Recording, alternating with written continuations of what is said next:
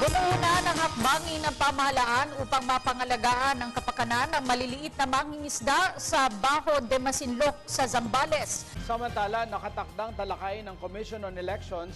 Samantala, hinimok ni Senate President Franklin Dillon na mga kabataan na alalahanin.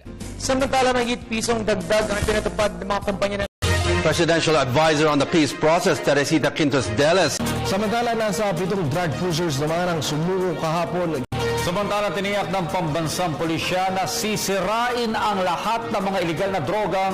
Cardinal Luis Antonio Tagle is a great communicator, considered as one of the front runners of the papacy. Meanwhile, rehabilitation of the Tacloban City Airport is in full swing. Completion is expected by the end of the year in time for... Samantala, ipagpapatuloy ni PNP Chief General Ronald De La Rosa ang pagsasagawa ng random drug test sa lahat ng mga pulis. Almighty God, our Father, bless this wonderful nation.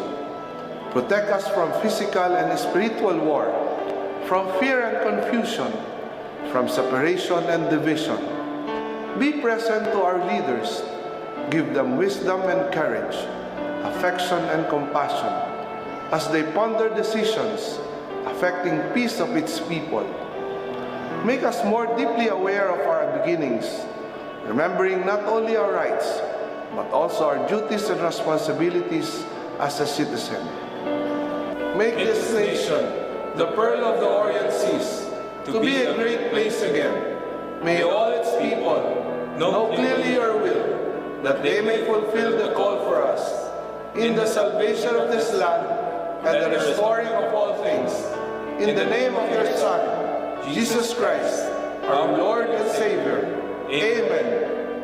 At mga pangyayaring tinutukan na yung naging isang liga ng katotohanan. Ako naman, Arnold Glab. At sa pamamagitan ng YouScoop, Twitter at Facebook, pwede po kayong maging bahagi ng paghahatid namin ng mga balitang walang kinikilingan, walang pinoprotektahan, walang kasinungalingan, walang bahid politika. Serbisyong totoo po lamang, ako po si Vicky Morales. Hanggang bukas, sama-sama tayo magiging saksi.